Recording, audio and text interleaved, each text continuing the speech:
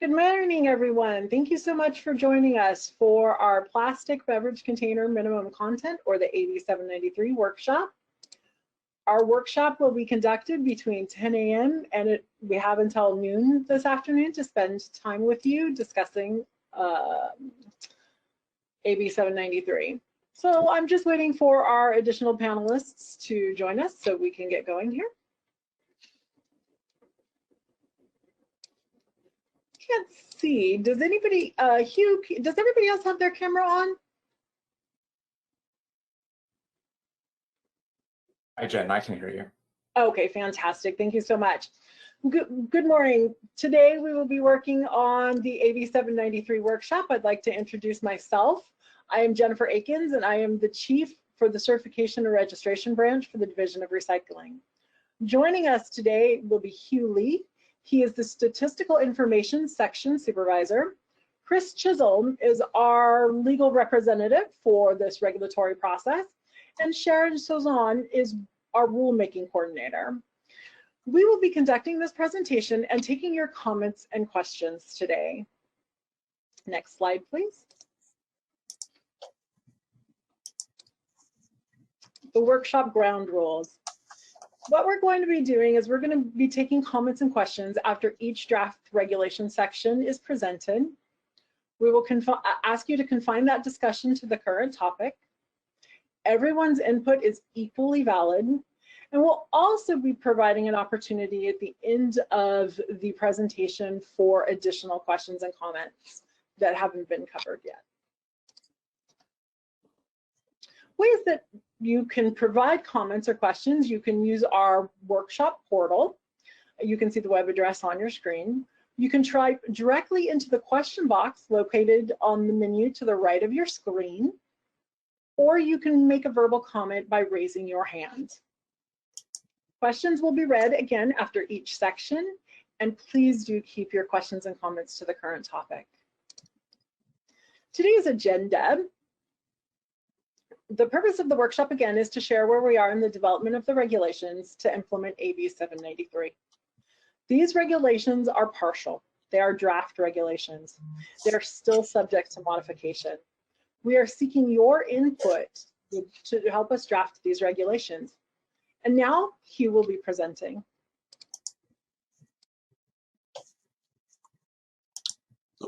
Good morning, everybody. My name is Hugh Lee. I'm with the Recycling Operations Branch.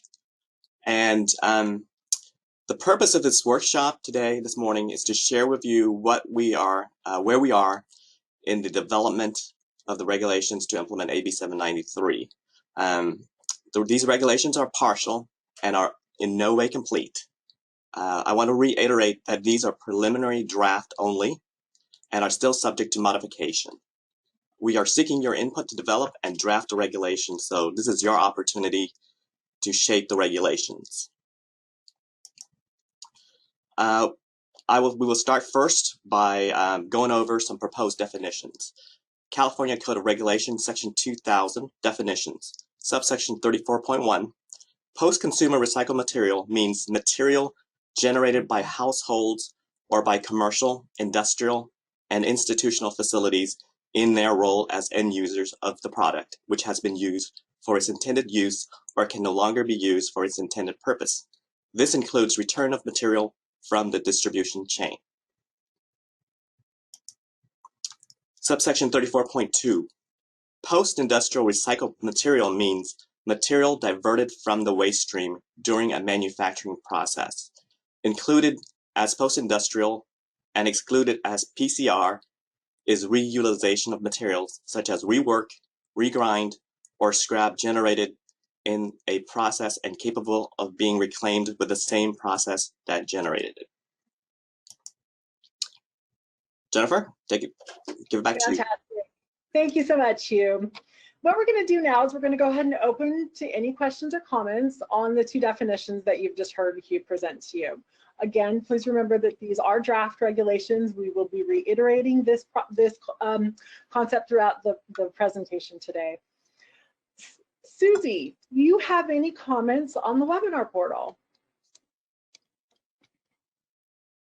I will be reading the questions on the webinar portal. This is Vivian, and there is currently no questions. Okay, fantastic. Heather, do you have any questions? No questions. Okay, and are there any raised hands? It does not appear that there are any reasons, no. All right, fantastic. Thank you so much. Now we are going to move on to the next section. Here. Sorry, Jennifer, there is a question that did just come up on the web on the question box. It says, so compliance to 793 could be achieved by using all post-industrial material.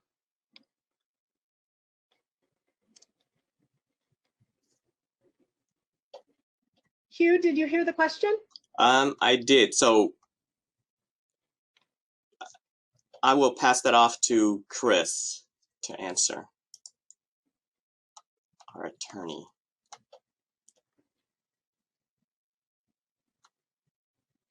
Let's see if my webcam works. It doesn't look like it's working. My apologies, everyone. Could you repeat the question for me? I'm trying to pull it up on the chat portal, but I'm only getting half a line. So the question is, so compliance to 793 could be achieved by using all post-industrial material. If that post-industrial, no. So post-industrial material, as we're defining it, is excluded from post-consumer recycling material. Under the definition that we are proposing, it's very similar to the ISO standard and also adopted by the Association of Plastic Recyclers. What that means is that there can be industrial uses for certain products that have an intended use, and once that use is no longer able to be used, that material can be considered post-consumer. So if something falls in the post-industrial recycled material category, it would not be post-consumer, but the definition allows for the idea that end users can be other people besides consumers. They can be industrial uses.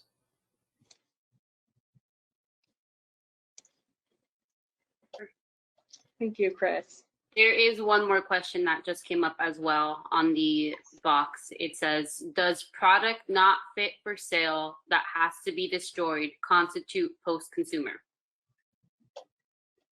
Hugh, I'll take this one again.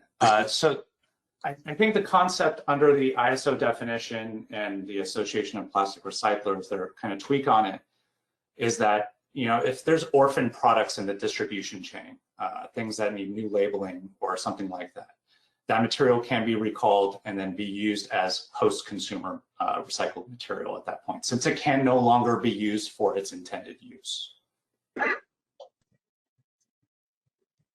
Okay, thank you. Were there any other questions or comments at this time? There is one question just asking us to put the definition back. If you could just put the definitions back for maybe 5 more seconds each. Hopefully they're able to see them. Please also remember that this presentation is posted on our website, and we can provide that address in our chat box, so that if you would like to download the presentation for future reference, you may. And then after that, there is one raised hand. Let me know when you guys want me to go ahead and unmute them. It is Jeff Crawford.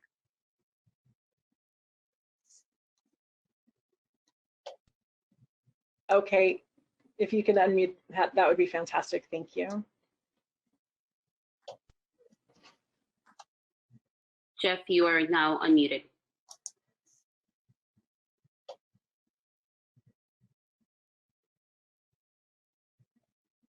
I'm sorry, Jeff, are you speaking? I cannot hear you.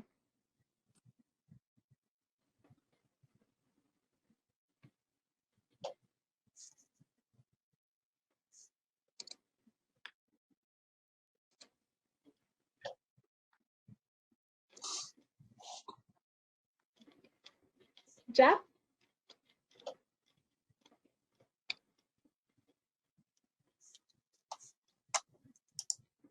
Maybe it looks like he's self-muted. Maybe we could come back to Mr. Crawford if he has a question later. Okay. Let's go ahead and move on. Can you hear me now? Is that Yes, better? now we can hear you. Okay, I'm sorry. Okay, sorry. No, I think you've covered my only question was, are you allowed to use any post-industrial or for this, or is it all just going to be post-consumer?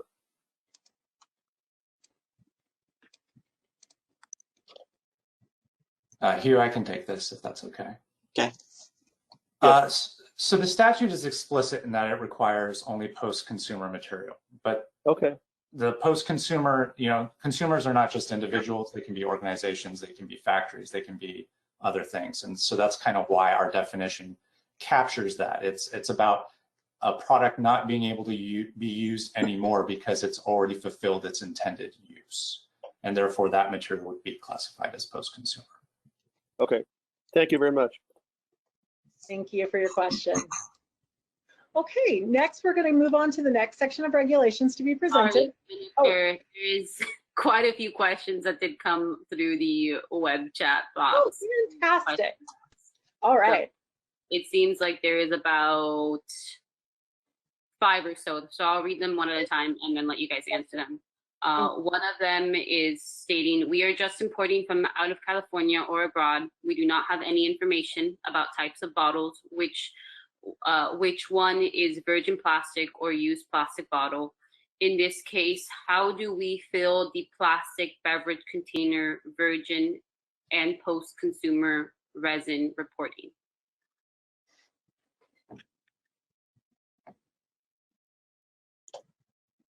Hugh, can you take this one, please? I would imagine you do the best you can. You contact whoever you're purchasing your bottles, your containers from, your drinks from, and get the information that way.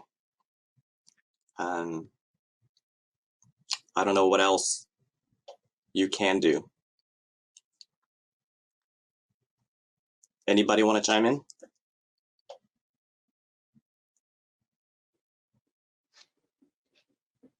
This is Chris Chisholm again, attorney for CalRecycle. I think maybe this question might be answered when we get to the reporting section of the draft regulations.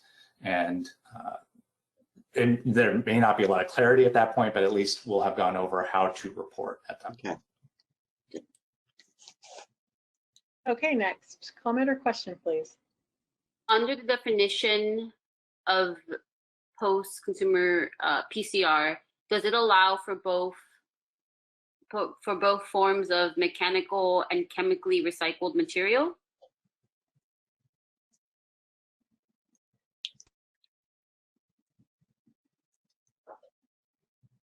This is Chris again. I'm not really familiar with the two different processes. So if you wouldn't mind providing additional information, perhaps in a follow-up comment, and I can touch base with you to kind of figure out what exactly you're talking about.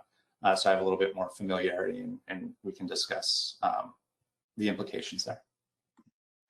And it seems like this is the last question. It is in continuation to the one about the importing abroad. It says, if we import drinks from out of the US, for example, from China, in this case, do we have to contact all vendors located in China to divide between virgin and post-consumer resin types?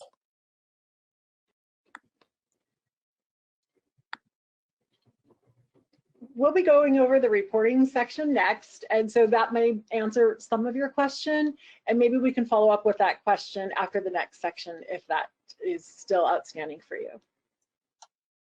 Okay. Okay, and that seems like that would be the last question. All right, fantastic. Thank you so much. Excuse me. Sorry, Oh. I had a question in the comment portal here. Oh, okay, great. Thank you. This is from Niagara Bottling.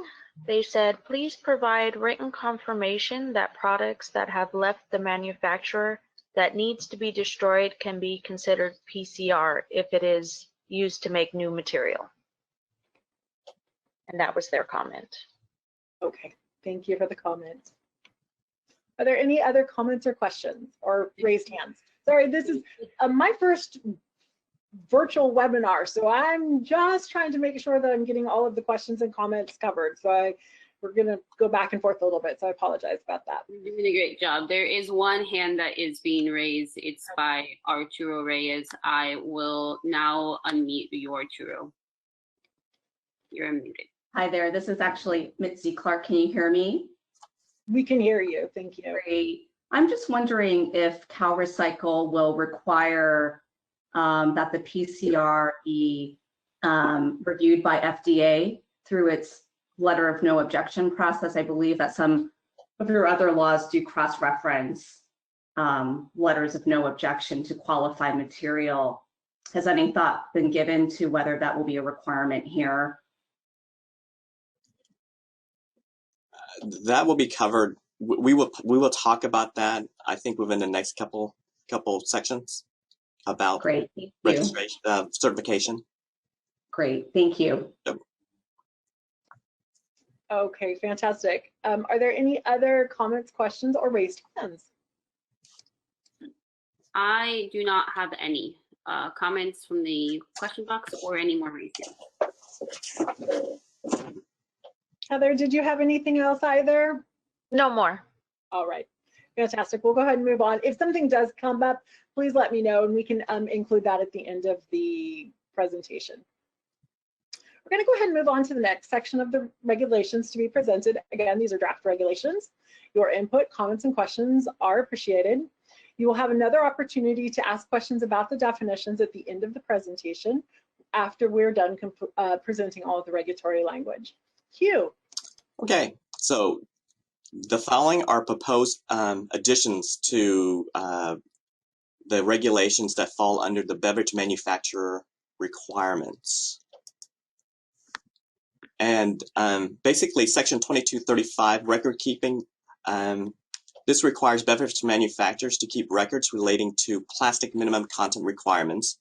There are 5 types of requirements that are acceptable.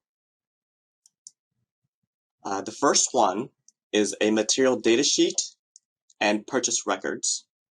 Second, manifest, bills of lading, or other sales documents that show the purchase of beverage containers with PCR.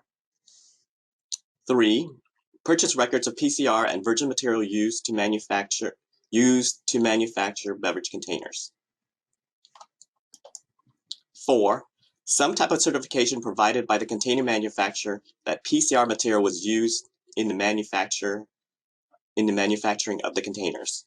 And 5, financial, transactional, or legal documentation that shows PCR content in the containers. Okay, we'll just wait a moment here for questions and comments since it takes just a minute to get those in.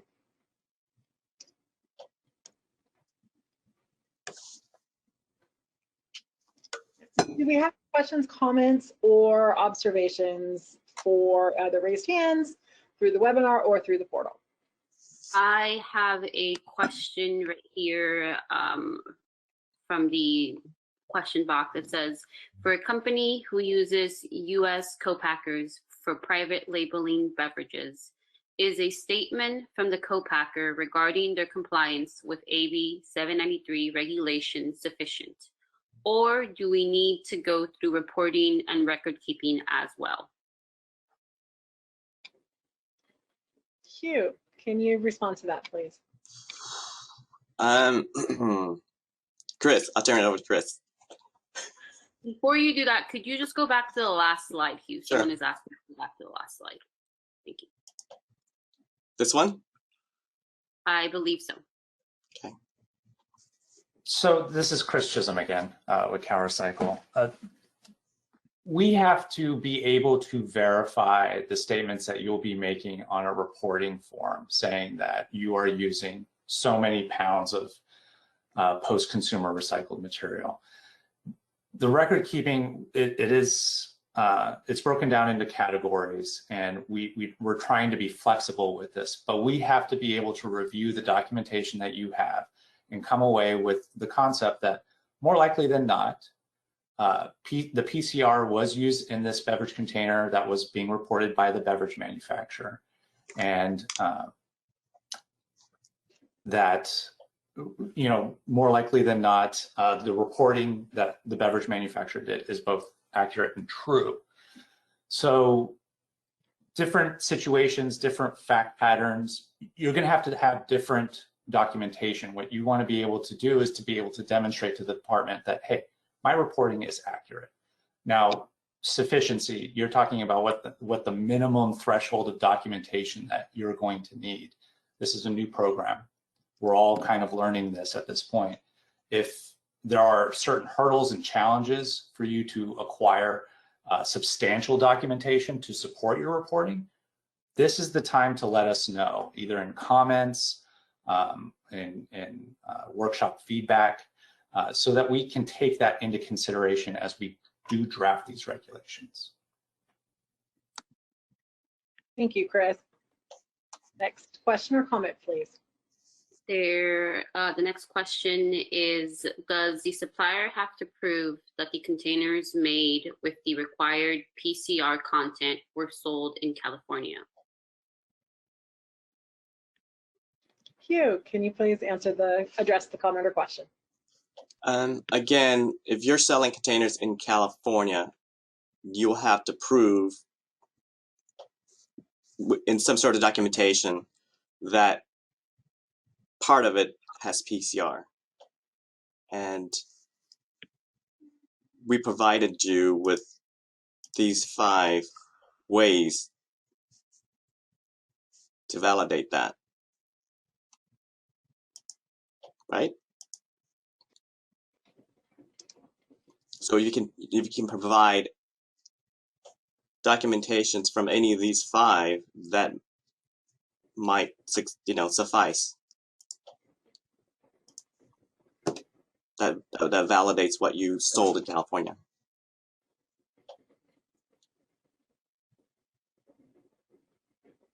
All right, thank you. Next question or comment, please. Some certifications do not require PCR and allow for PIR. Does this mean it will require the APR version who aligns with what you characterize? There are a lot of acronyms in that comment. Hugh, do you need any clarifying follow-up on that comment? Or can you answer the question or comment? Chris, help me out here. Yeah, no problem. So when we're talking about certifications, we're talking about certifications that certify that the material is post-consumer.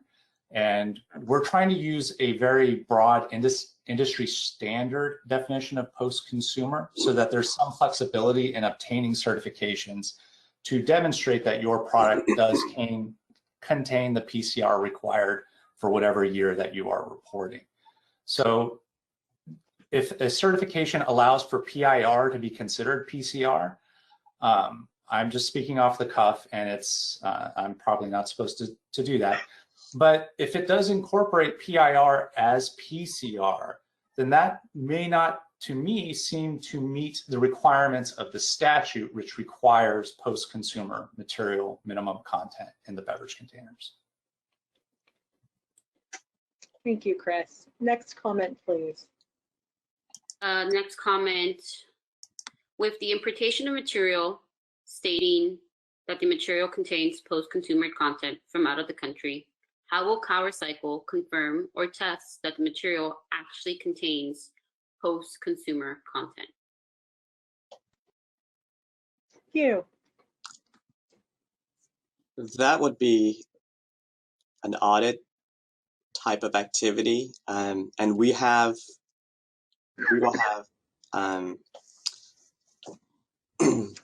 a section on auditing. So there will be requirements on what kind of records to keep and maintain to validate what you sold. I don't know if I answered that question or not. Okay, thank you. If the commenter who asked that has follow-up questions, please let us know. Next comment or question, please. Okay. Are you requiring third-party PCR certification to ensure the material is actually post-consumer recycled, not post-industrial recycled? Hugh. Chris.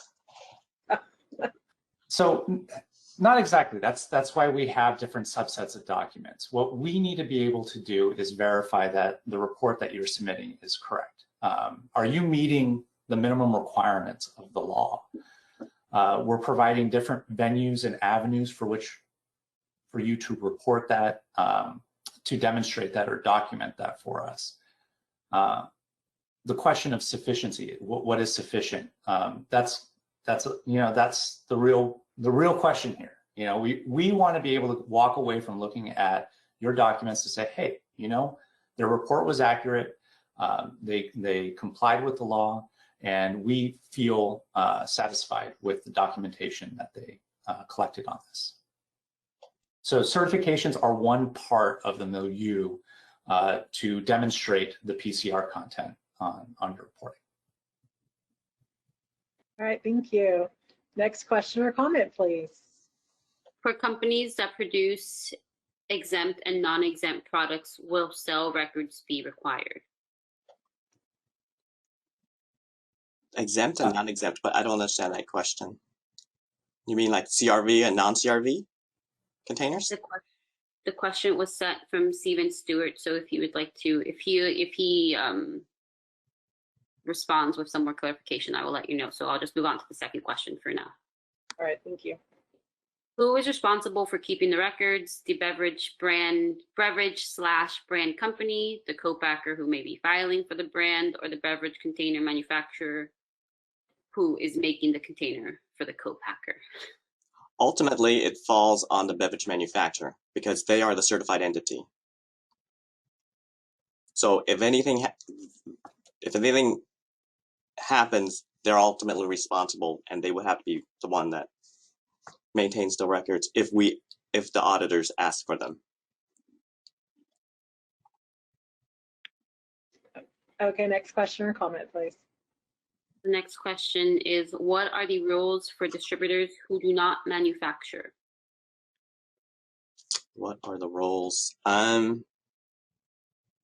Again, if they are certified as a beverage manufacturer, they are ultimately be responsible for providing any documentation to validate what the containers that they are selling in California.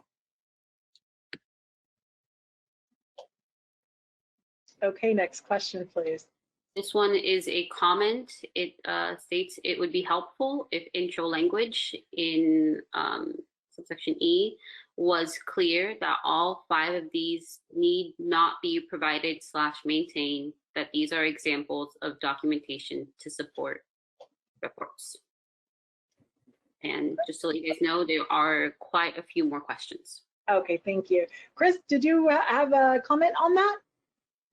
I think that's an excellent point. What I do want to caution other people is that we do need records that substantiate the reporting.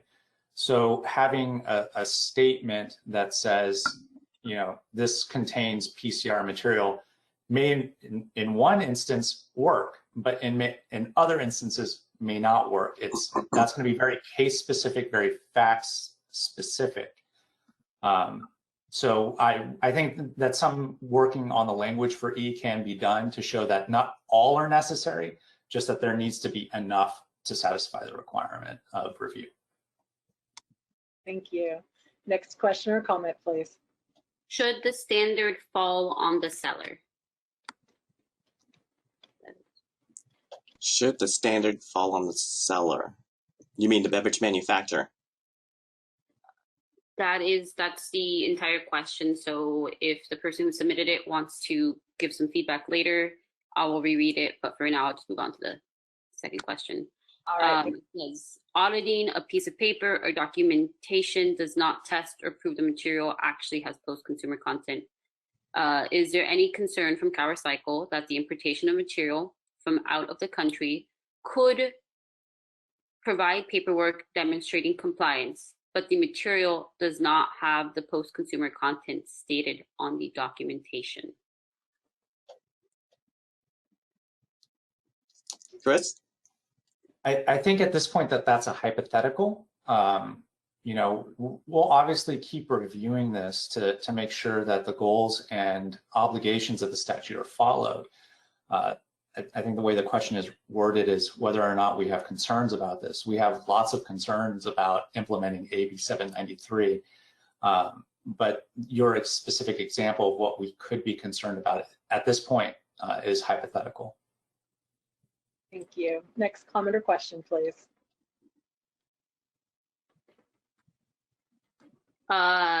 Does this law only apply to beverage containers that are subject to CRV? This law only applies to CRV containers sold in California. Thank you. Next comment or question, please. What are the rules for California distributors who buy from foreign or out-of-state manufacturers who choose not to be in California's program?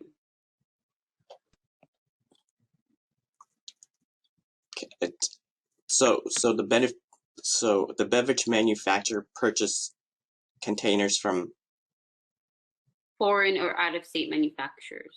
but if the containers are still are required to pay CRV, then they still have to report it. Okay, thank you. Next comment or question, please. Does CalRecycle have the lab testing ability to test material to confirm it will meet post-consumer content requirement? Chris? I'd rather not comment on the capabilities of the department at this time to verify the post-consumer content of bottles. We're looking into all possible solutions for verification at this point.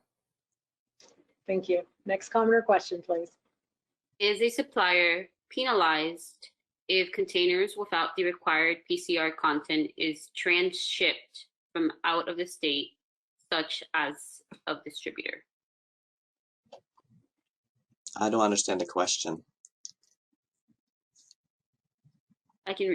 Is a supplier penalized if containers without the required PCR content is transshipped from out of the state, such as a distributor?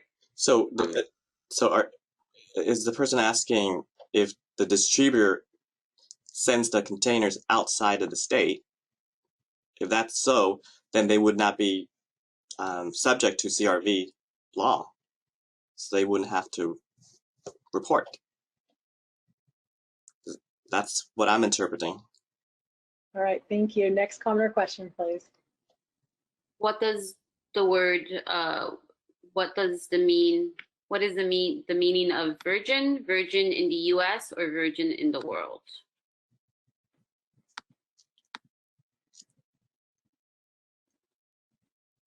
I didn't know there was a definition of different definitions of virgin applied. Chris, are you familiar? No, I'm not. As we began this process, we've always assumed that virgin meant non-recycled material that's used in its first instance. First instance, right?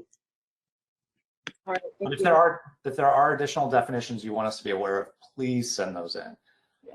We're always acquiring as much information as we can at this point. All right, thank you. Next comment or question, please. How will California distributors compete with distributors just across the border in Arizona, Nevada, who are not burdened with these CRV charges? Huh? Is that a comment or? I don't know that has to do with record keeping, so we can put that comment in our toolbox and we can move on to the next one. Thank you. Let's see. Will other states accept the beverage container recycled material? I believe that should be, that's the last comment. That is the last comment, and there might be one more raised question after that, just letting you know. So was the comment or the question if other states will accept California's determination of minimum content? Will other states accept a beverage container containing recycled material? I don't know that we can talk about what other states might accept. Chris or Hugh, did you have any comment on that? No, not really. I mean, no. Actually, would you mind repeating the question one more time? I was trying to look through the chat, the question box. Will other states accept a beverage container containing recycled material? So our statute is only for California. we're talking about beverage containers sold in California.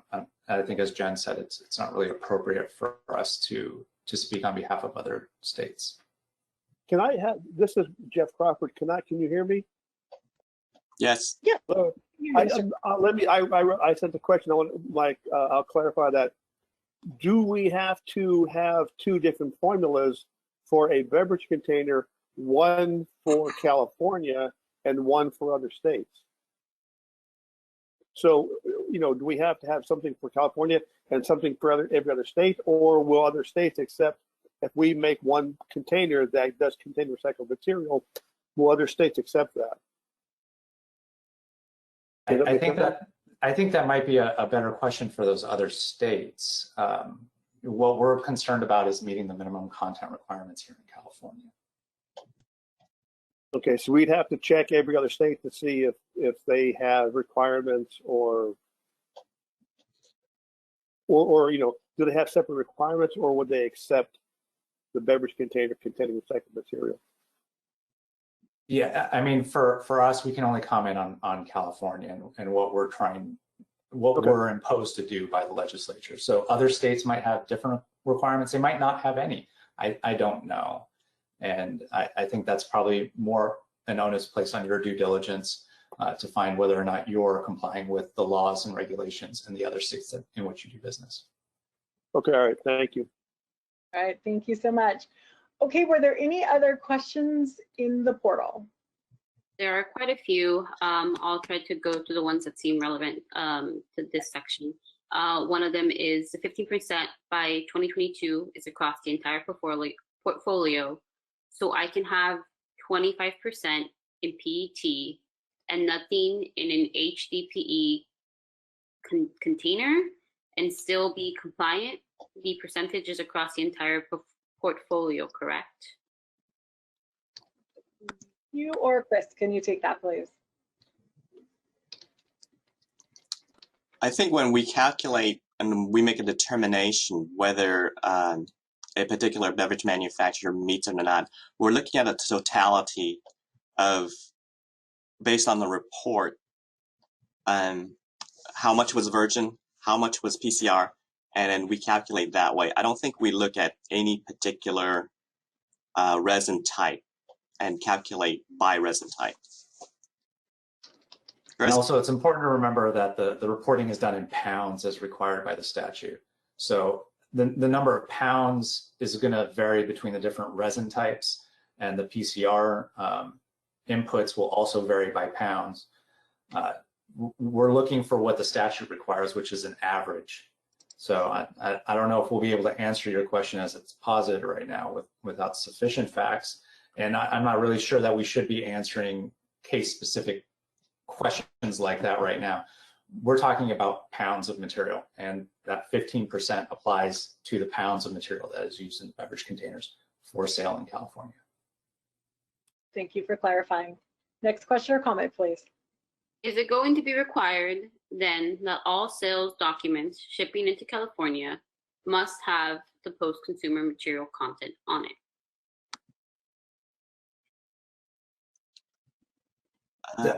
Go ahead, Chris. Let me try and take a stab at this. This is something I've been noodling on. Again, our purpose is to be able to review your documentation to make sure that the PCR material that was inputted into that bottle goes to the same bottle that's sold in California. How that's documented, every company is going to be different. Every process is going to be different. What we want to be able to do is walk away knowing that your report is accurate, that you are using the appropriate minimum content required for that particular year. Whether each sales contract needs to have some kind of special PCR designation, I'm not sure. What we need to be able to do is track the beverage container that you say had 15% and the beverage container that was sold in California. All right, thank you. Next question or comment, please. Can a supplier simply just pay the fine if PCR material is in short supply for a supplier's container type? Short answer is yes. But when we go through more slides, there are extenuating circumstances where they may file a petition of some sort. So we can wait and talk about that at a later time. Thank you. Next comment or question, please. In the case of a large retailer being the beverage company that brands it under their private label, will they, parentheses, the retailer, be responsible for reporting? Or is the company who fills them, parentheses, the co-packer, be responsible for reporting? The beverage manufacturer, whoever is certified as a beverage manufacturer in California, is responsible for the reporting. All right, thank you. Next question, please. What is meant by certifications in number 4? If we get a statement by the container manufacturer with the percentage of post-consumer recycled material, will that suffice? Well, I think you have to determine, will that suffice for you? Would that work for you to, you're the one purchasing these containers and you need to know that they're 15% or 20% or 25%. Would that work for you? I think that's an important question to ask when we're talking about sufficiency of documentation. This is something that you're telling us has this amount of material. So maybe in some circumstances it will, and maybe in other circumstances it won't. But I think that's an important question to ask here. All right, thank you. Next comment or question, please. Do we need to consider plastics in the closure as well, or just the bottle? We will discuss that further further down. That is, I believe, in our next section, maybe. Maybe. So, yeah. Reporting, I believe. So it's coming up real soon. Next comment or question, please. Is there going to be a listing of sellers for post-consumer recycled material? Oh boy, we have a few names for we know a few reclaimers that are in California, but that's all we know. We don't know any other reclaimers outside of the state. All right, thank you. Next comment or question, please. Do we have to show that our containers contain recycled material? Could you? I think that question is vague. I think we need a little bit more specificity in that question. Okay. All right, thank you. Next comment or question, please. Is it possible for a company that manufactures across many states show documentation that it meets the recycled content standard across its entire portfolio, where it may not be possible to access precisely what is sold in California versus its entire territory? If you need me to reread it, let me know. I think that's also one that gets into a hypothetical where we don't have enough facts, and I don't think any answer that would be able to provide to you today would suffice. What you need to be able to do is report for the beverages that are sold in California that they meet a certain minimum content. And you have to have documentation to support that assertion. That's, I think, the best that we can do at this stage. All right, next question or comment, please. I believe this might be a comment. If the calculation for reporting is based on the total weight of resin times volume sold, this is going to be largely affected by volume sales. This will fluctuate each year, which makes it difficult to accurately plan for the correct PCR inclusion. That's the kind of information we need, and we need to understand the details of the struggles and friction points that industry will have in complying with these regs. To date, we're not getting a lot of that information, so the more detailed, fact-supported information that we can get will also help us. So please send in your comments and workshop feedback. Thank you for that comment. Okay, next question or comment, please. Do we have to add that our containers, I believe this question was already asked, but do we have to add that our container contains recycled material on our label? I don't think we have anything in any requirement for that right now, do we? I don't think we do. All right, thank you. Next question or comment, please. I'd like to learn how many tones that California produced totaling. This question seems a little, I'm going to go ahead and it's from Vernon Celebi. It seems like there's some words I might be missing. I'm not sure how to read this. If you want to go ahead and just resend it and I'll read it later. I'll move on to one more question. It says, if the beverage MFRA is outside of California and they sell CRV products to company B in California, and company B is deposit initiator, in this case, will the company B/D be responsible for reporting, or still the out-of-state beverage company? I think, again, it depends who the beverage manufacturer is. All right, thank you. Next question or comment, please. This seems like the last question on the web box. We only import beverage items from out of the country. We understand that we're the manufacturer. In the perspective of CalRecycle, the manufacturer and the first distributor of the foreign country refused to provide us any information for the virgin and PCR report. In this case, do we have any penalty for not reporting correctly?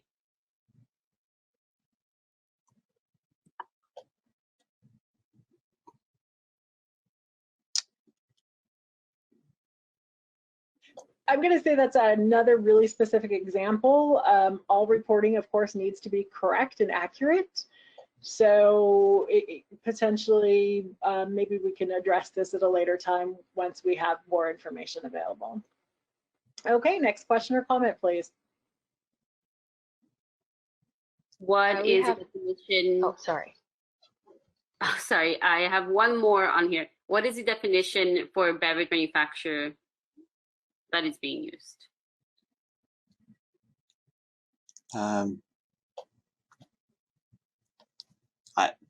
Jen, do you know? It is the current definition in our Beverage Container Recycling Litter Reduction Act right now. A registered beverage manufacturer is identified in our law, and we can provide that information specific to the language in the Act in the chat box. Okay, so is that it on our web platform? If so, maybe we can move over to our portal or to the other email address. There is one more question that just came in, as well as one raised hand afterwards. Would you consider containers not subject to the CRV in calculating whether a manufacturer has reached the required percentage of PCR in beverage containers sold in California? Can you repeat that question? I didn't. Would you consider containers not subject to the CRV in calculating whether a manufacturer has reached the required percentage of PCR in beverage containers sold in California? So the question is, if the beverage manufacturer sold products other than CRV, but it has PCR, would we consider that as part of the calculation? I would say no, because the report only asks for containers that are sold in California. CRV containers sold in California, and that's how we keep track of. Is based through their distributor, not distributor, the beverage manufacturer reports. Okay, thank you. Were there any more questions on the web software, the GoToWebinar platform? Those are the last questions that seem relevant to this section. Okay, fantastic. Thank you. Okay, so can we go over to our other platform and read any other questions or comments that we've received? Okay, so we have 3 new questions in the comment portal. The first one from Niagara Bottling. How do we avoid double counting when reporting from the manufacturer and from the brand or private label retailers?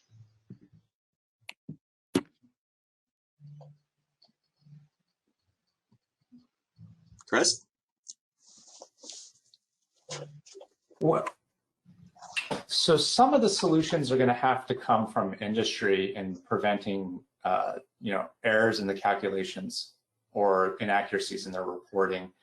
We're not going to be able to solve every issue for an entity, unfortunately. I think maybe if this is a very big concern for you, it might be worth it to reach out to us and we can discuss the problem in detail, so we have a better understanding of exactly where you're coming from and the conflict points that you're seeing with this. All right, thank you, Chris. Next comment or question, please. Okay, also from Niagara Bottling, in regards to accounting for containers sold in California, is it true that all containers subject to AB 793 are included in the CRV? Yes, we're only interested in CRV containers. Okay, and then one more question from Niagara. Clarify if we are only measuring the primary weight of the container and not including labels and closures. For instance, a PET bottle with HDPE closure and a PP label. Would we only account for the weight of the PET? That we're going to discuss that in the next couple of slides. All right, thank you. So was that the last comment on the portal? Let me refresh and double check. It looks like there was one more from Niagara Bottling. Currently, there is very little post-consumer recycled HDPE, PP, or Flex PP for labels available that is approved for use in food contact. Including these elements will be extremely difficult, especially at higher recycled content levels. I believe that was the comment. All right, thank you for your comment. I'd like to just say something about the comment. Always, we are interested in understanding the feasibility of the goals that can be accomplished here. The more information that you can provide us, the better that we can do to craft regulations that accomplish the goals of the statute to the best of all of our abilities. So again, please, we need this kind of information substantiated. It doesn't help us just to say it's hard to get it. We need to know, why is it hard? Who have you talked to? And other instances where there has been problems in trying to source this material. All right, thank you, Chris, for that follow-up. Okay, but if there were no more questions, then we can go over to the raised hands. Do we have any raised hands for verbal comments? We have, it seems, 2 raised hands, so I will go ahead, sorry, 3 raised hands. I will go ahead and unmute Kate Eagles. You are now unmuted.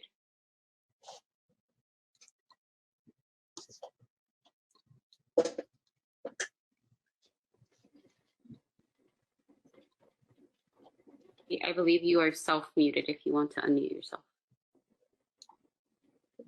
Thank you, I was. This is Kate Eagles from the Association of Plastic Recyclers. Thanks all. I had just 2 comments because you guys couldn't comment, so let me know if these are not appropriate in this context. But somebody questioned whether recycled content bottles in other states would be a problem. I've never heard of any issue with that being an issue. Of course, there are recycled content bottles in lots of places all over the globe. So unless I misunderstood the comment, there should be no issue with that whatsoever. Also, in terms of list of post-consumer resin suppliers, that's something like that organizations like ours have readily available and can provide. So those are my 2 comments. Thank you. Thank you for your comments. Okay, next, raised hand, please. It is from Nicole Peterson. Nicole, you are now unmuted. Hi, this is Nicole. I'm the one who asked the question about whether CRV bottles are the only ones that you will count toward achieving the percentage requirements of PCR. And I just wanted to give a little bit more context to that. We manufacture some products that are exempt from the CRV because they are 100% juice products in larger size containers. And just this may be a comment, or this may be something for you all to think about. It's much easier for us to add larger amounts of PCR to larger bottles. So it would be easier if we could make changes to these bottles, even though they're not part of the CRV. But we presumed that because this new law is within the Litter Reduction Act, that we would only be counting bottles that are subject to the CRV, but it would make our lives easier if we did have the opportunity to have these percentages count toward non-CRV bottles. So ultimately, the goal, would be to have more PCR in our products that are sold into California, so it would satisfy what you're trying to achieve. So. Thank you, Nicole, for your comment. Okay, next raised hand, please. Let me just make sure I mute Nicole. Okay, this is from Paul. So sorry, Paul, I might be mispronouncing your name. Lichtenstein. You are now unmuted. Oh, wait, no. Paul, you're now unmuted. Thank you. My question is regarding, does each and every bottle have to have post-consumer content? For example, if I sell 100 pounds of bottles, can 15 pounds of that be 100% PCR and the 85% be virgin? Will the standard be met in that kind of circumstance?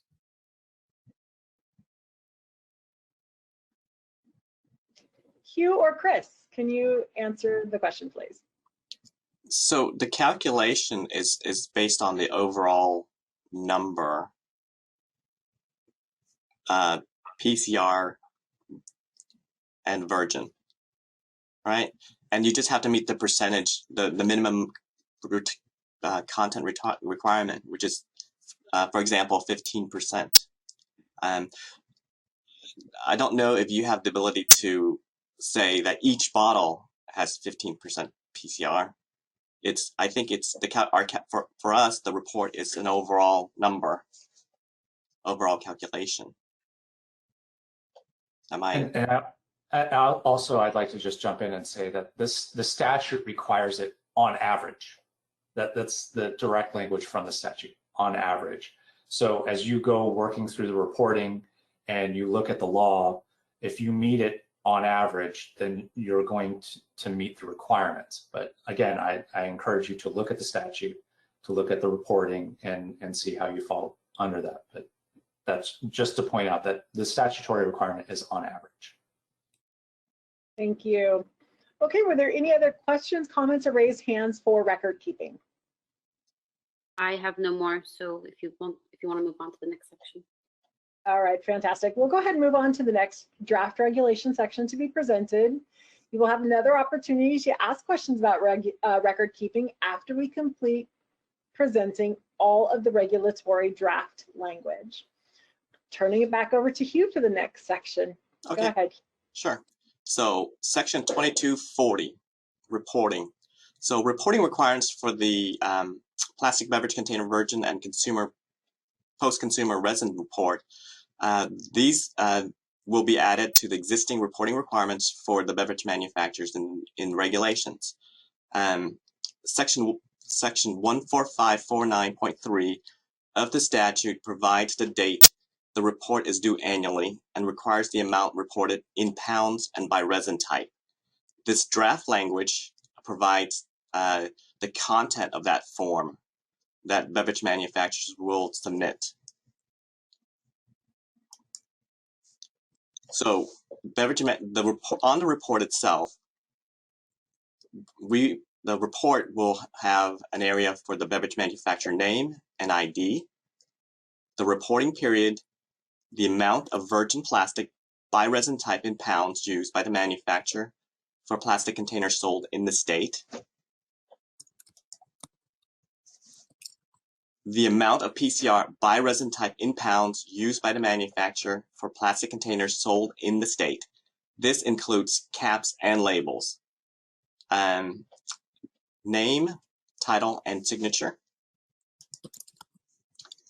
And also an area in the signature block that states that the information in the report is true and correct and is subject to penalty of perjury.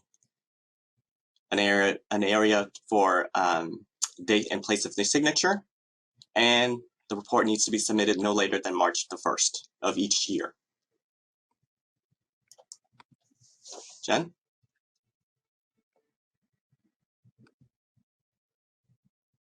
Jennifer?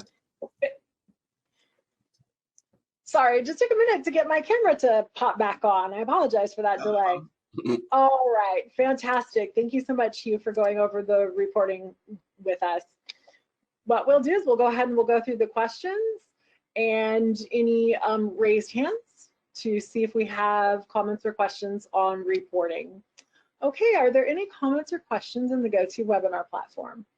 As of right now, I have no raised hands or questions. Okay, we'll come back and check on that. Are there any questions in the web portal? There are not. Okay. I know it could take just a moment for some of these questions to pop up, so we'll just give it a minute here. But again, if we don't get to your question in the reporting section, we can always address it at the end, so there's no problem with that. One more last call check. Are there any questions or comments on reporting? I have one question and one raised hand. The question is, isn't PMDP filing sufficient for reporting? Could you repeat the question again? Isn't PMDP filing sufficient for reporting? Sufficient for who? Because the Plastic Market Development Payment Program is for plastic reclaimers and plastic product manufacturers. I don't understand the context.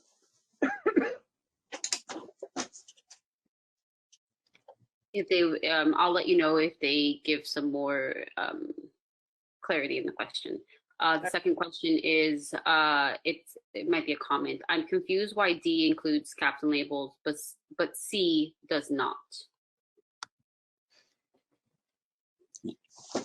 That's an excellent point. We will certainly take a look at the language to make sure that it's consistent by both C and D. All right, thank you. Any other questions or comments in the webinar platform? There is one more. It's just a comment about the going over these slides. I believe you said the slides might be available after, correct?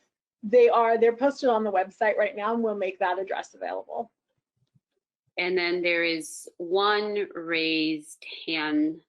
I will go ahead, and it's from Michael Guriano. I'll go ahead, and Michael, you are now unmuted. Thank you.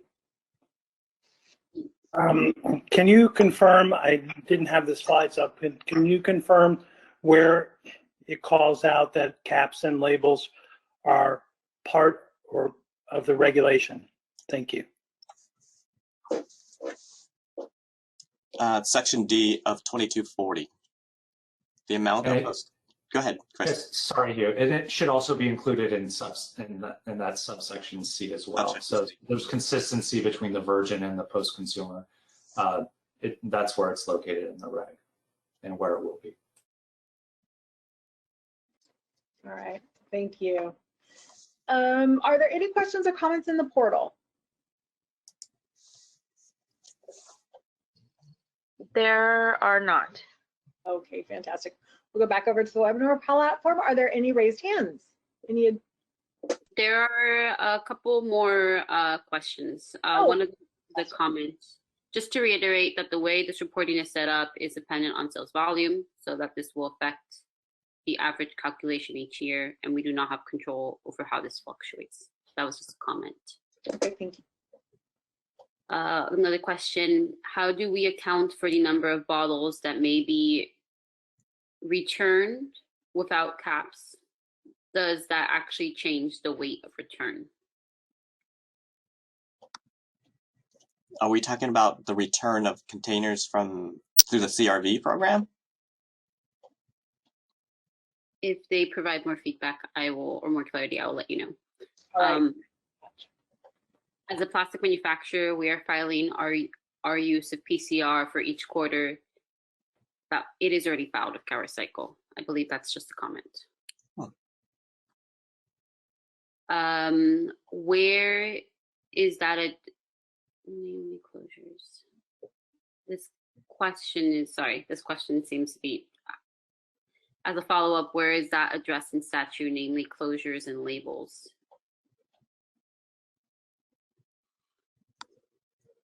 Chris? I'm sorry. Oh, Sure. Thanks, Hugh. So the statute itself doesn't explicitly exclude caps and labels. And what it in fact says is plastic beverage containers filled with a beverage sold by a beverage manufacturer subject to CRV. So containers that are filled with a beverage and sold by a beverage manufacturer, to my mind, include labels and caps. That's the product, and that's what's required by statute to meet the minimum content standard. I hope that helps. all right. Thank you, Chris. Are there any other comments or questions? One more question, sorry. For a distributor, is it a correct interpretation that we calculate, report virgin or post-consumer material based on the beverage bottle / container we purchase, even though we do not make any of these containers?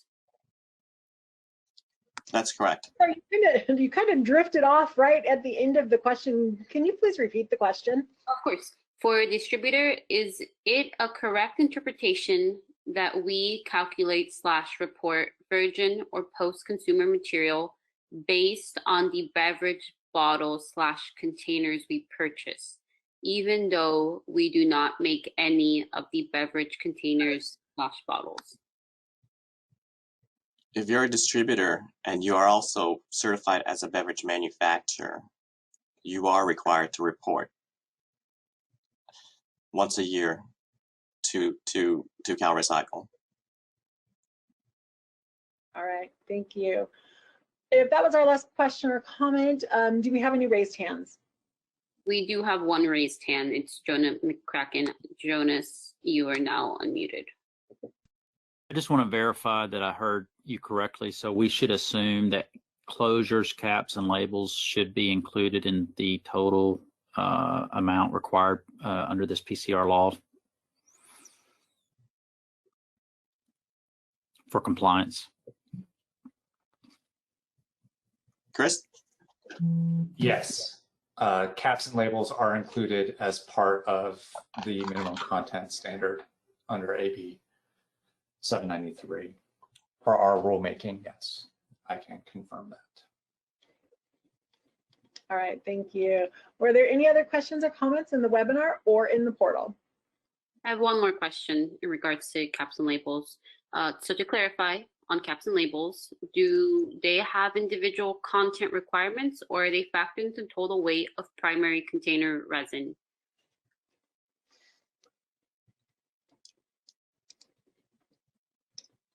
It's by average, right? So for example, a PET bottle might consist of PET, number 1 PET, and maybe number 5 for caps. So you report that by resin type, and then when we do the calculation, it will be by average, on an average. All right, thank you. Are there any other questions or comments about reporting? I have no more questions or comments in regards to reporting now. All right, thank you. We'll go ahead and move on to the next draft regulation section to be presented. Hugh. Okay, the following 3 sections are proposed new sections to be added to the beverage manufacturer requirements. They cover new processes that implement AB 793. As a reminder, these are just preliminary draft regulations and feedback is encouraged. So Section 2250, petition to the director to adjust the minimum post-consumer recycled content percentage. Section 14547A in statute allows a beverage manufacturing industry association to petition the department to adjust the minimum content standard established in AB 793 annually. The draft regulations covered the petition process, and as provided in statute, petitions may be submitted beginning January 1st, 2025. The petition must be submitted in writing, and the following are the contents of the petition. Number 1, name of the Beverage Manufacturing Industry Association. 2, the percentage of registered beverage manufacturers it represents. It must be above 35%. The filer ID number. Number 4, information documenting factors to be considered by the director in petition, which are, as stated in statute 14547,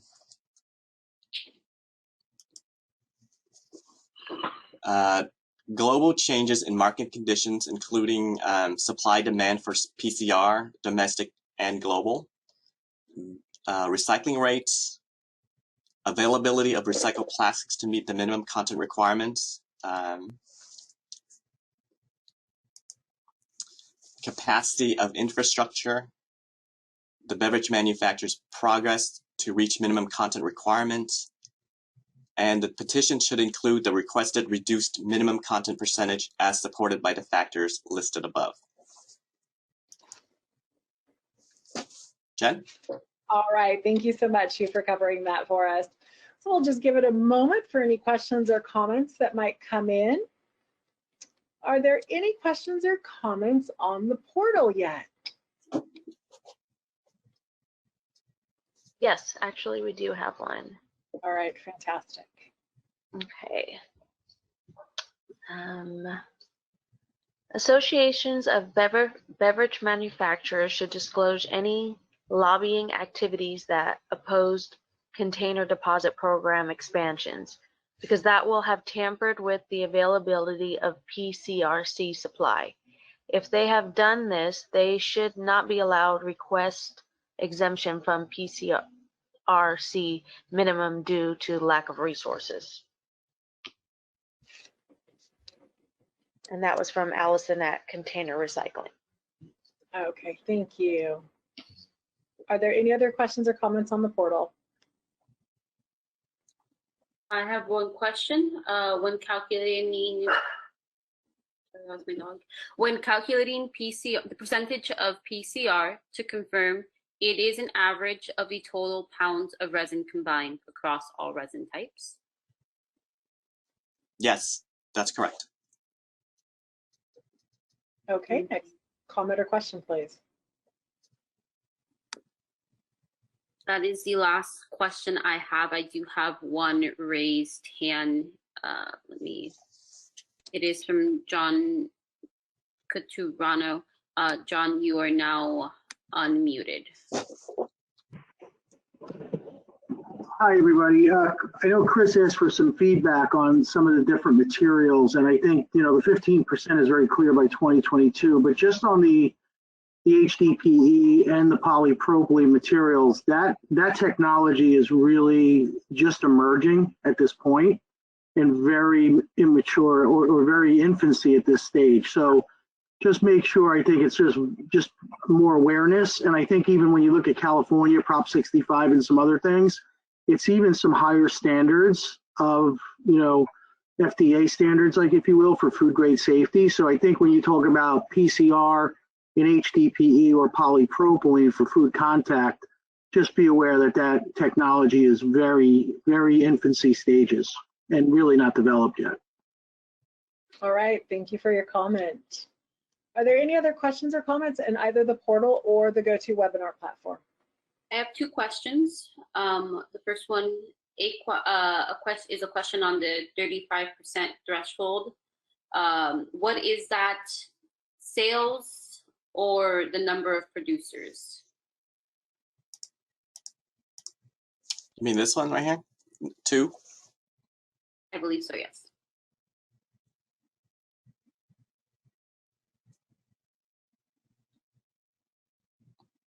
I would imagine that's just a number of beverage manufacturers registered with CalRecycle. That's correct, Hugh. So what we're looking for is a bona fide association. We wanted to make sure that many associations could participate in the petition process, but that they actually did represent beverage manufacturers in the state. And so that 35% is of registered beverage manufacturers in California. All right, thank you so much. Next comment or question, please. This comment is also related to 35%. Does the petitioner, must they represent 35% of the total number of manufacturers, or manufacturers representing 35% of the containers sold? So I was writing this, it was in terms of the numbers of beverage manufacturers. So that an association that represents a group of manufacturers. All right, thank you. Are there any other questions or comments on either the webinar or the portal platform? I have two more questions. This one is a question/comment.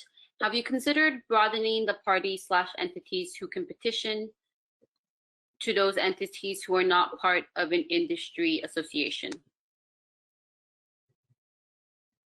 Hugh, may I take this question? Yeah, definitely. So the statute is actually what calls for the association that petitions the director for a reduction in the minimum content standards. This regulation is meant to implement the statute, and we can only go as broad as the statute allows. Here in the statute, they talk about an association. So that's kind of what we're defining here and trying to make sure that it is an actual association that does represent the interests of beverage manufacturers and not just some entity that calls itself an association requesting this reduction. All right, thank you. Next question or comment, please. I just have one more question. It's how many registered beverage manufacturers are there in California? That's an excellent question. And I should be able to provide that to you in the chat box very shortly. Additionally, as a reminder, I did put the definition for beverage manufacturer in the chat box as well. Okay, thank you. Are there any other questions or comments? I have no more questions or raisins. All right, thank you so much. Then we'll go ahead and what we're going to do is we are going to move on to the next section. Hugh, go ahead, please. Okay. Section 2260, Corrective Action Plan. So Section 14547E allows a reduction of administrative penalties if the department approves a corrective action plan submitted by the beverage manufacturer. The draft language covers the process and content of the action plan. The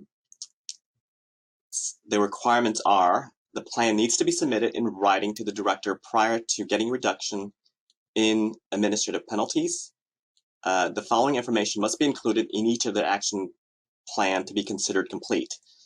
The beverage manufacturer name and ID number, the reporting period that the plan is being submitted for,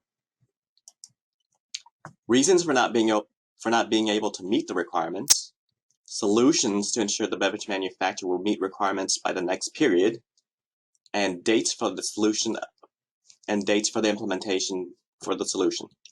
The length of time that the department has to deny or approve the plan is 60 days after the receipt of the plan. All right, thank you, Hugh, for explaining corrective action plan draft regulations. Do we have any questions or comments in the portal? I currently have no questions or raised hands, so I'm not sure if you're asking me. And Heather, do we also have any questions or comments? I do not. All right. Just give it a minute because I know it just does take just a second for these things to populate. So, okay, we'll do one more check. And again, if we don't get to your question or comment at this time, you can always add it. We'll address it at the end. Are there any other questions or comments or raised hands? I have none. All no right. raised hands, and I have no questions. All right, thank you so much. Then what we'll go ahead and we're going to do is we're going to go ahead and move on to the next draft section. Hugh. Okay, section 2265, reduction in administrative penalties. Section 14547E allows statute allows a reduction of administrative penalties for BMs that do not meet the minimum recycled plastic content requirement. These factors to be considered when granting a reduction in administrative penalties, which are taken directly from statute. Number 1, anomalous market conditions. 2, recycled plastic supply shortages or disruptions. 3, other factors that may prevent a beverage manufacturer from meeting requirements. This provides additional criteria for other factors described in statute. Other factors that will not be considered when granting reductions are the beverage manufacturer's inability to obtain needed documentation and the beverage manufacturer's inability to pay penalty. Number 4 is a continuation of what factors are considered when granting a reduction. A corrective action plan must be first approved. This is according to statute, which requires a corrective action plan be approved before a reduction in penalties can be considered. The length of time the department has to deny or approve a plan is 30 calendar days after acceptance of corrective action plan. All right, thank you so much, Hugh. Okay, so this was our last draft regulation section that we have proposed and we've presented so far. So what we're going to do is we're just going to take a minute for any questions or comments to come in about this specific section, and then we'll go ahead and we'll open it up to any questions about the draft regulations that we've presented so far. All right, do we have any draft or any questions or comments on the reduction in administrative penalties? I have one question. It's, will there be guidance given as to what would qualify as an anomalous market condition, or how a lack of supply of recycled plastics is calculated?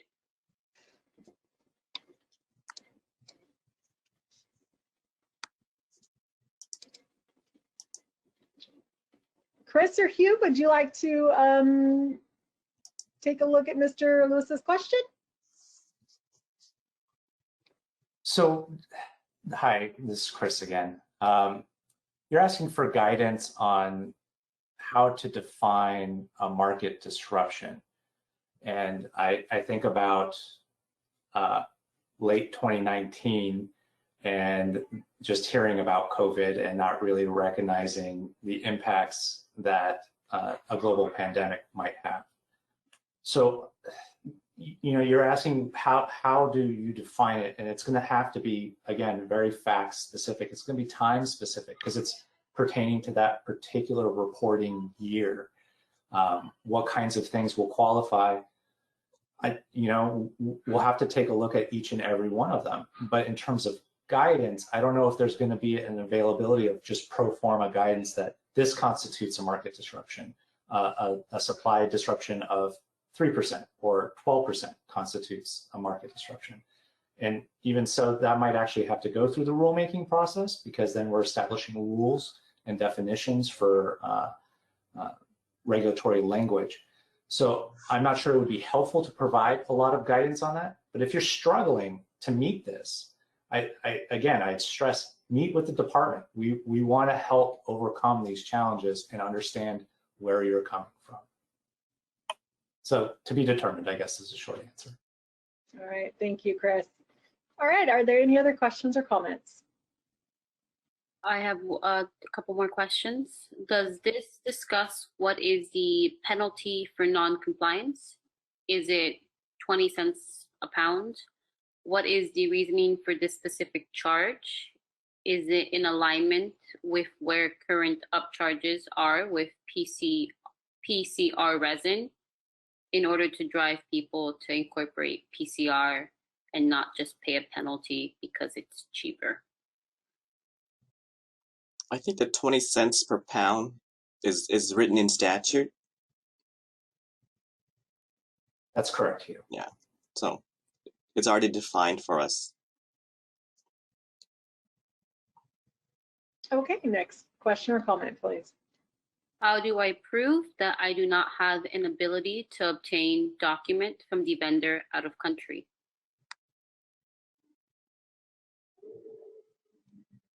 Well, I think that the concept of that was to say that we're not going to accept as an excuse for why you didn't meet the minimum content standard, being that you cannot obtain the documentation from the supplier.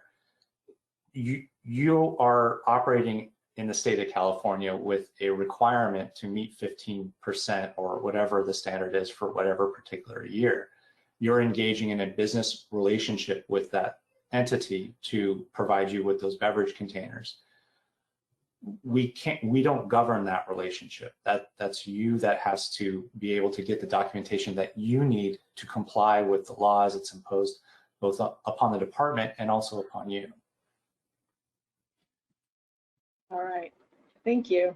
Any other questions or comments related to this section? I have one more question. Is there a grace period to comply with regulations based on business size?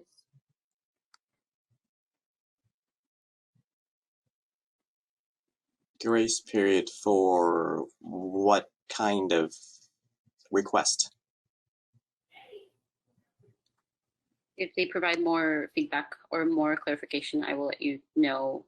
Last question I have is, if the PCR is calculated to be 14.8, will that be rounded to 15 and comply with the AB 793 requirements? That's a good question. We haven't really thought about that yet. I think we will definitely will need some more feedback and to make a determination. I don't know. Chris? Well, the statute does require 15%, and it's pretty clear, or it defines certain standards for different years. And then it imposes a 20 cent per pound administrative penalty for not meeting that threshold. So I'm not sure that necessarily rounding would occur in this situation, but this is also something that, you know, we will definitely take back. We'll look at it. We'll decide as a group, how do we meet the requirements of the statute that we're tasked with imposing, and in relation to this very specific question. But Hugh, I think this would actually be a good time to remind people of who would be subject to the penalty and who is required to report under AB 793. Mm-hmm. There are different classes there, and I think an explanation of that might be helpful for some of the commenters and questioners here. Okay, I think we'll include that in the comment.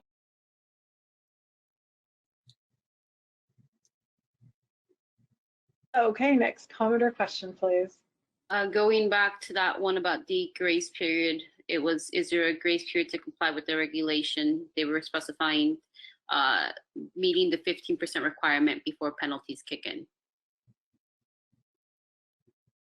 So is there a grace period before meeting the 50% requirement before penalties kick in?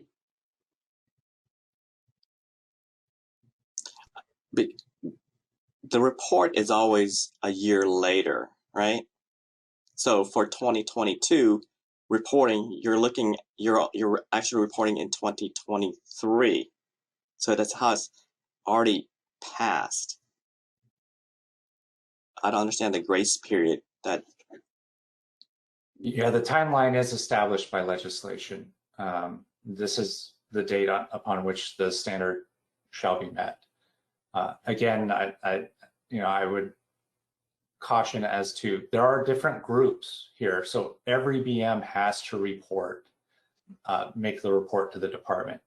But BMs that qualify below a certain threshold will not be subject to the administrative penalty. And that's in statute.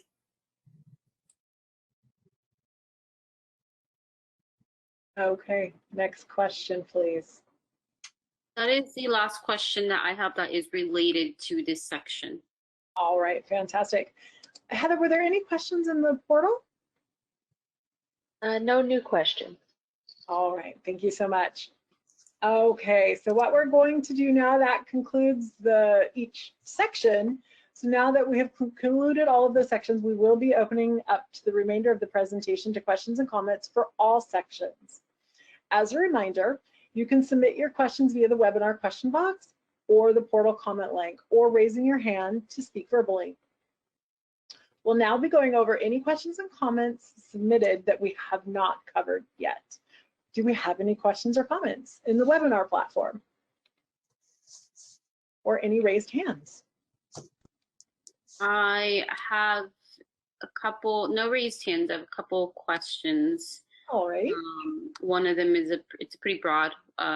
What is the purpose of this law? All distributors who import beverages from out of California should purchase beverages from the supplier who manufacture in California.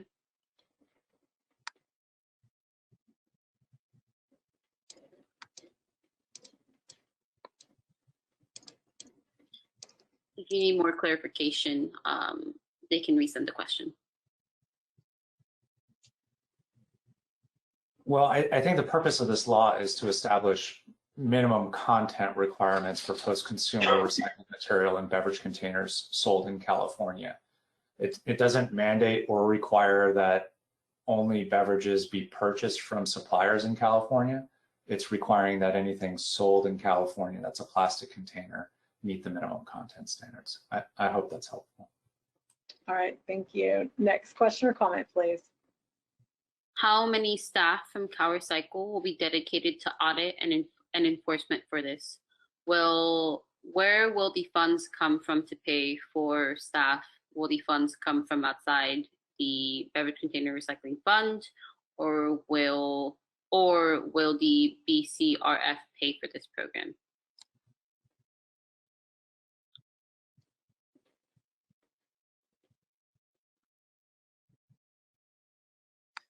We do not have our audit team on the call, so I don't know that we can actually answer how many staff will be dedicated to the enforcement.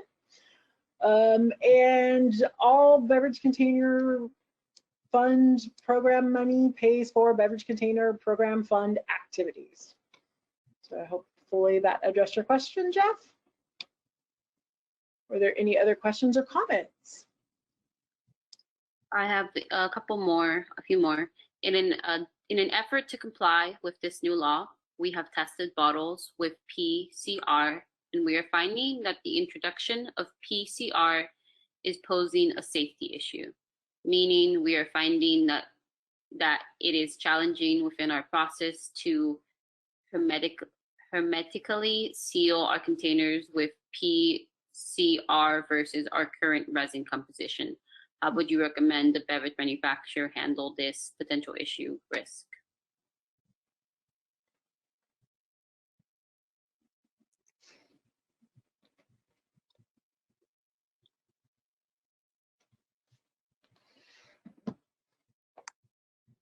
I don't know that we could provide specific advice for how to handle hermetically sealing the containers. But we could actually use some more information, some more specifics about that. So I would appreciate if you would be able to send that information to us through an email, or we're happy to have a further conversation about that to find out more information. Next question or comment, please. Would you review the calendar/timing for submitting comments, and when the next draft is expected to be released? The next draft regulations, is that what we're referring to? If so, Sharon, can you provide a little bit of background on the timing and when the next draft regulations would be released?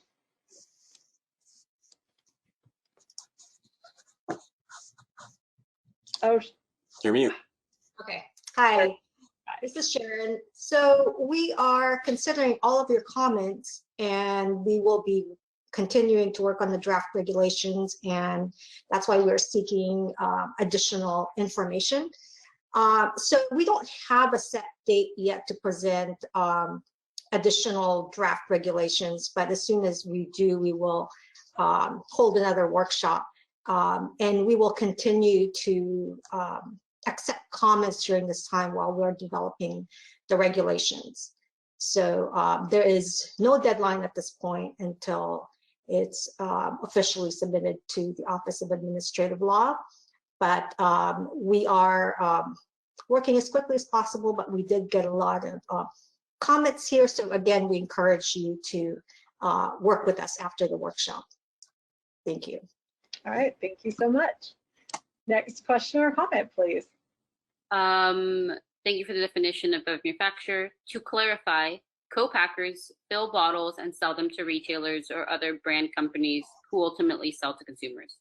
For reporting purposes, do I understand correctly that the retailer or brand company would be responsible for this reporting, not the co-packer?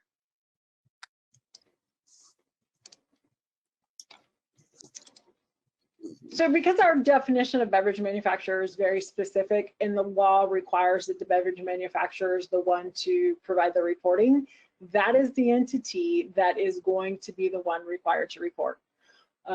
Hugh, did you have any additional comments or feedback on that? No, I was going to say, whoever is the registered beverage manufacturer is that's purchasing these containers, they're ultimately responsible for reporting, making sure that 15% or whatever average is required.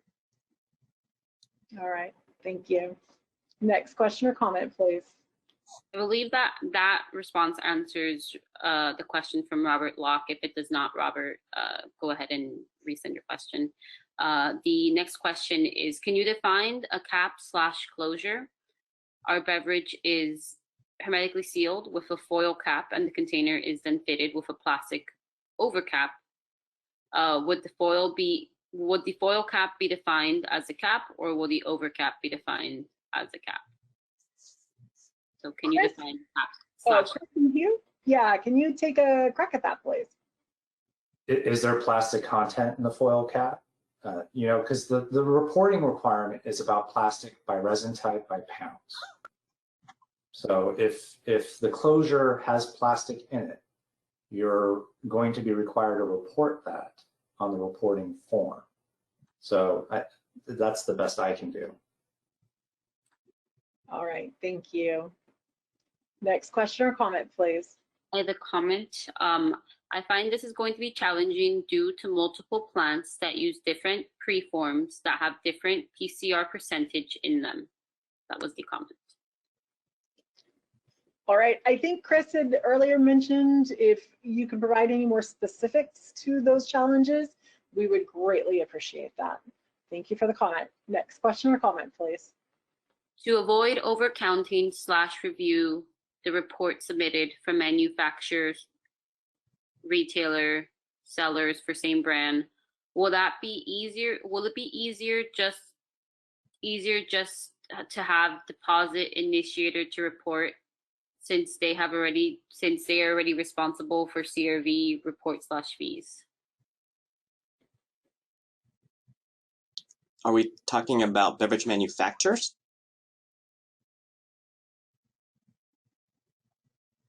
It says here, deposit initiator.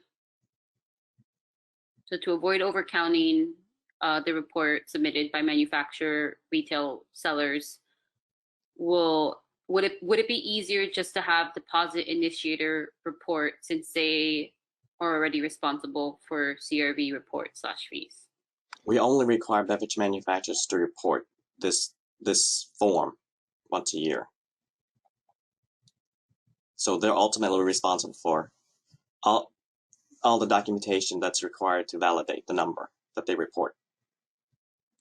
And that's imposed by statute. The requirement is on the beverage manufacturer. So I think that's the best that we can answer that question.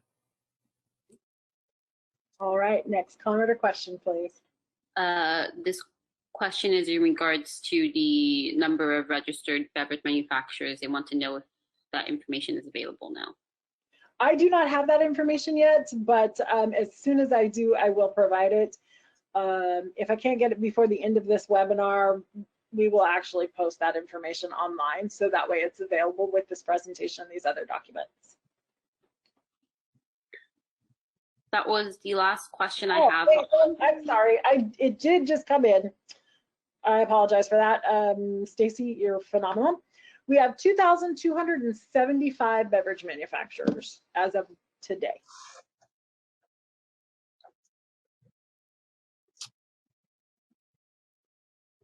I have no more questions, but I do have a raised hand by Steve Rem. Steve, you are now unmuted. All right, thank you. Hi, thanks. Just a quick question on materials. Is advanced recycled materials count in the program, or mass balance materials count for the program? So I think we need more information about that. If you wouldn't mind providing kind of examples and how you're defining those, that would be super helpful for us. Mass balancing is something that we became aware of just a few months ago, and it's something that we're looking at this point. But we felt that the draft really kind of captured what the statute was going for here. But we want to hear more, so please send it in. All right, thank you. Are there any other questions or comments in the webinar platform? I have one question. Did AB 2530 require reporting of closures and labels? AB 2530 was very generic, very open. There wasn't a lot of requirements on it, other than for you to report how much virgin and how much PCR was used. It didn't specify whether it's in pounds, tons, or anything. And if a beverage manufacturer didn't know how much was used, they had the opportunity to write in, "I don't know," and that was accepted at that time. All right, thank you. Next question or comment? I do not have any more questions, and I do not have any more raised hands. All right, terrific. Heather, do you mind checking the portal one more time to make sure that we've covered everything that was submitted through that platform? Yeah, let me double check one more time. All right, thank you. Okay, there's no new questions. All right, fantastic. Hugh, can you move to the next slide, please? Surely. All right, terrific. You will have additional, or we would encourage you to submit additional comments or feedbacks. We have several different platforms for you to be able to do that. One is through our email address, marketinformation@calrecycle.ca.gov. The other is to review our website for the plastic content information as it evolves. And please, I cannot stress this enough, please subscribe to our listserv for more updates. We have a variety of listservs for different opportunities. And if you're involved in the beverage container recycling program, we strongly encourage you to subscribe to those. So I wanted to thank everyone for attending the webinar for us today for AB 793 and the draft regulations. We will again have more opportunities for your feedback, so we appreciate your continued interest and support. And I wanted to thank our panel members, Hugh and Chris and Sharon, for joining me today. I really appreciate it. I hope you all have a great afternoon and a great weekend. Thank you so much.